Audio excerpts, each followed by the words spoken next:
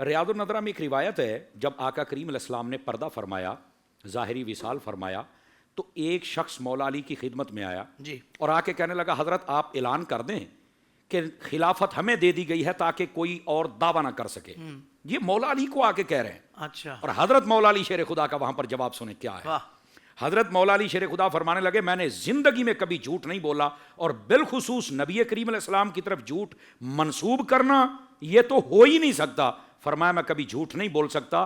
نبی پاک صلی اللہ علیہ وسلم نے کسی کے لیے خلافت نامہ نہیں لکھا ہے. اللہ اکبر. یہ باب تو یہاں بند ہو گیا کہ ان کے لیے کہا تھا، ان کے لیے کہا تھا. یہ ایک حدیث پاک. اب اس کے ساتھ ذرا دوسری بھی سنیے. حضرت مولا علی شیر خدا رضی اللہ تعالیٰ عنہ آپ نے پھر کیا فرمایا، اور یہ حدیث پاک تاریخ مدینہ میں موجود ہے. فرمایا لوگو اگر نبی پاک صلی اللہ علیہ وسلم میرے بارے میں وصیت کر جاتے یا لکھ جاتے یا کہہ جاتے تو فرمایا قبیلہ بنو تیم سمیت بڑے بڑے قبیلے کے لوگ سارے مل کے آ جاتے تو میں کسی ایک کو ممبر پر کھڑا نہ ہونے دیتا اگر نبی پاک فرما دیتے. اللہ پہلے فرمایا کہ لکھا ہی نہیں ہے، اور پھر فرمایا کہ اگر لکھتے اور میرے لیے لکھتے تو میں کسی اور کو کھڑے نہ ہونے دیتا. واہ واہ پہلے تو ذہن صاف کریں کہ یہ جو ہوائی فائر ہیں ان میں کوئی حقیقت نہیں ہے. مولا علی نے اس کی صفائی کر دی.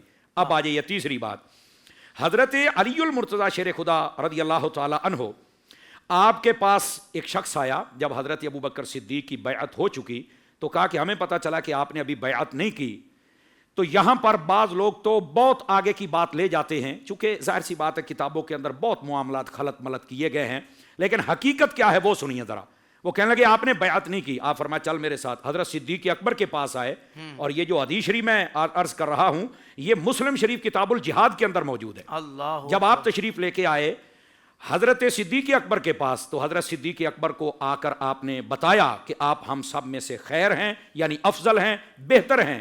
آپ کے جو اوصاف حمیدہ تھے وہ بیان کیے. یہ بات سننے کے بعد حضرت صدیق اکبر رونے لگ پڑے اور فرمایا اے علی مجھے اپنے گھرانے سے پسند مصطفیٰ کا گھرانہ ہے. اس وقت آپ نے فرمایا تھا. اچھا یہ جب بات ہوئی تو اس کے بعد حضرت علی المرتضیٰ شیر خدا رضی اللہ تعالی عنہ آپ نے فرمایا کہ میں حضور ظہر کے بعد آ رہا ہوں میں اور آپ کی بیعت کروں گا. اب یہ ظہر کی بات کا کیا مطلب تھا؟ فرمایا نماز میں سبھی لوگ اکٹھے ہو جائیں گے اور جتنے اس وقت کے انصار و مہاجرین جب آ جائیں گے تو سب کے سامنے علی بیعت کرے گا. تو حضرت علی المرتضیٰ تشریف لائے، آپ نے بیعت فرمائی اور وہیں پر مبارکبادی دی، خود بھی وصول کی اور حضرت صدیق اکبر کو بیعت عطا فرمائی. کیا کہنے ہیں مفتی صاحب. یہ تیسری روایت مسلم شریف. اچھا اب چوتھی روایت بھی سنیے. یہ مشکات شریف کتاب المناقب کے اندر یہ حدیث موجود ہے. حضرت مولا مرتضیٰ شیر خدا رضی اللہ عنہ آپ نے فرمایا، آپ فرماتے ہیں کہ نبی پاک علیہ السلام سے ایک مرتبہ سوال ہوا کہ خلیفہ ہم آپ کے بعد کس کو بنائے؟ تو نبی پاک نے اسی ترتیب سے بتایا جو آج ترتیب موجود ہے اہل سنت میں. واہ جی واہ. اور یہ بیان مولا علی کر رہے ہیں، راوی بھی مولا علی ہیں. سبحان اللہ. فرمایا کہ نبی پاک علیہ السلام نے فرمایا تھا اگر تم ابو بکر کو خلیفہ بناؤ گے تو فرمایا امین اور زاہد پاؤ گے. سبحان اللہ. اگر تم عمر کو خلیفہ بناؤ گے امین اور قوی پاؤ گے. واہ. اگر تم عثمان کو خلیفہ بناؤ گے تو فرمایا دلیل اور حجت والا پاؤ گے. اور اگر علی کو خلیفہ بناؤ گے تو فرمایا ہادی و مہدی پاؤ گے. واہ جی. اب یہاں پر ترتیب بھی وہی بیان فرمائی اور اسی اعتبار سے نبی پاک علیہ السلام کے صحابہ میں خلافت موجود ہے. کیا کہنے یہ ہیں. اچھا یہ پانچویں بات. اب تھوڑا سا آگے چلیے، بات ساتھ ساتھ کھلتی چلی جائے گی. حضرت سیدنا علی المرتضیٰ شیر خدا رضی اللہ عنہ آپ فرماتے ہیں کہ ہم نے صدیق اکبر کی بیعت کیوں کی، اور یہ کنز العمال کتاب الفضائل میں حدیث موجود ہے. فرمایا نبی کریم صلی اللہ علیہ وسلم نے جب حضرت ابوبکر صدیق کو حکم دے دیا امامت کا تو انہوں نے ابوبکر صدیق کو ہمارے دین کا امام بنا لیا، ہم نے بعد میں ابوبکر صدیق کو اپنی دنیا کا امام بنا لیا. سبحان اللہ. ہم نے اس لیے بیعت فرمائی تھی. یہ کنز العمال شریف میں مولا علی کا فرمان موجود ہے. اور یہ اچھا اس کے بعد آگے ساتویں بات یہ بھی بڑا فائدہ دے گی، اور یہ بات سے بات جب آئے گی تو کھلتی چلی جائے گی. حضرت مولا علی شیر خدا رضی اللہ تعالی عنہ آپ ارشاد فرماتے ہیں نبی پاک علیہ السلام نے کسی کے لیے خلافت نامہ نہیں لکھا تھا. اور اس کے بعد فرمایا لیکن جب ابو بکر صدیق خلیفہ بنے تو دین کو مضبوط کیا ہے. سبحان. فرمایا جب حضرت عمر آئے تو دین اتنا مضبوط ہو گیا جیسے اونٹ کو نکیل ڈال کر باندھ دیا جائے اور بالکل وہ ہل نہیں سکتا. فرمایا دین کی جڑوں کو ایسے مضبوط کر دیا کوئی ہلا تک نہیں سکتا تھا ان کو. اللہ. یہ حضرت مولا علی فرما رہے ہیں، خلافت بھی تسلیم کر رہے ہیں، مان بھی رہے ہیں، اور اس خلافت کی شان و شوکت، اس کے معنی خیز نتائج اور رزلٹ بھی بیان کر رہے ہیں کہ یہ خلافت ایسی تھی.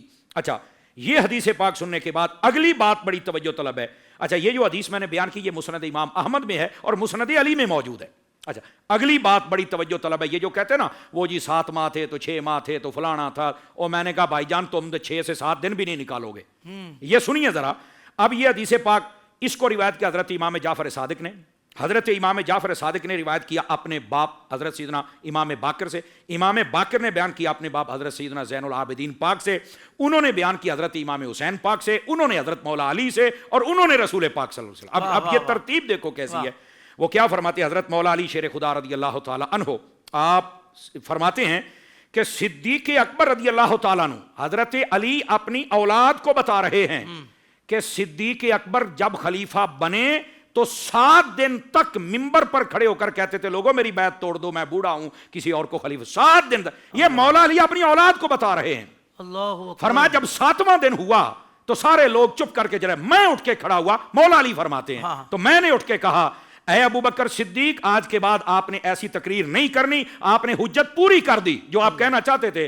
نہ میں آپ کی بیعت توڑوں گا نہ کسی کو توڑنے دوں گا. فرمایا خلیفہ بھی آپ ہیں اور برحق بھی آپ ہی ہیں. کیا کہنے یہ مولا علی شیر خدا خود اعلان کر رہے ہیں اور اپنی اولاد کو بتا رہے ہیں, اور اس کی روایت کی سند امام جعفر صادق سے چل رہی ہے. سبحان اللہ. تو یہ جو میں بات عرض کر رہا ہوں یہ بھی ریاض النظرہ میں موجود ہے. حضرت مولا مرتضیٰ شیر خدا جب آخری ایام میں تھے, شہادت کے آپ قریب تھے, زخمی تھے, تو آپ سے کہا گیا کہ آپ خلیفہ مقرر کر دیجئے. آپ نے فرمایا نہیں, میں تمہیں اسی حالت پر چھوڑوں گا جس پر رسول کریم صلی اللہ علیہ وسلم نے ہمیں چھوڑا تھا, اور فرمایا تھا اللہ اور ایمان والے جس پر راضی ہو جائیں گے, متفق ہو جائیں گے, وہ خلیفہ بن جائے گا اور وہ بہتر ہوگا. واہ واہ واہ. اور وہ بہتر ہوگا. تو فرمایا اللہ اور ایمان والے جس پر راضی ہوئے, جس پر جمع ہوئے, جو سب سے بہتر تھا اس کا نام ابو بکر صدیق تھا. اور میں بھی یہی کہتا ہوں کہ اللہ میرے بعد تمہیں بہتر شخص پر جمع کرے گا, اور مولا علی کے بعد بہتر شخص حضرت امام حسن مجتبی. واہ واہ واہ. اب یہ بات بتاتی ہے کہ پوری ترتیب آپ نے خلافت ابو بکر کی بیان کر دی. مسیلمہ کذاب کے خلاف جب جنگ لڑنے کے لیے جا رہے تھے, حضرت صدیق اکبر نے فرمایا بدری صحابہ سب سے پہلے صف میں آ جائیں, باقی بھی آ جائیں. سبھی نکلیں, یہاں تک کہ حضرت صدیق اکبر نے بھی ارادہ کر لیا کہ میں بھی نکلوں گا, اور چل پڑے. اور روکا کس نے تھا؟ حضرت مولا علی شیر خدا نے چل کے روکا تھا. فرمایا حضور آپ مدینے میں رہیں, آپ خلیفۃ الرسول ہیں, آپ سب سے افضل ہیں, آپ ہیں تو یہ بہاریں ہیں, ہم ہیں جو چل کے لڑنے والے. حضرت صدیق اکبر رضی اللہ عنہ کی خلافت کو تو مولا علی اس شان و شوکت کے ساتھ بیان کر رہے ہیں. تو اگر یہ جو چند گزارشات حدیثوں سے اور مولا علی کے فرمان سے بیان کی ہیں, یہ کوئی بندہ سن لے تو میرا نہیں خیال ہے بعد میں وہ کبھی زندگی بھر پٹڑی سے اترے گا اور یہ کہے گا کہ خلافت کسی نے چھین لی ہے یا کسی اور کا حق تھا. مولا علی فرما رہے ہیں اگر میرے لیے اعلان ہو جاتا تو پھر ممبر پر کوئی نہ کھڑا ہو سکتا. رسول پاک نے مصلی دے کر دین کا امام بنا دیا, ہم نے دنیا کا بنا لیا, بس سارا مسئلہ ختم ہو گیا. زندگی کے تمام شعبوں میں دینی رہنمائی حاصل کرنے اور آخرت کو بہتر کرنے کے لیے ہمارے YouTube channel Islamic digital studio کو سبسکرائب کر لیں اور بیل آئیکن بھی پریس کر لیں. قرآن سے بھی ملاتا ہے ہمارا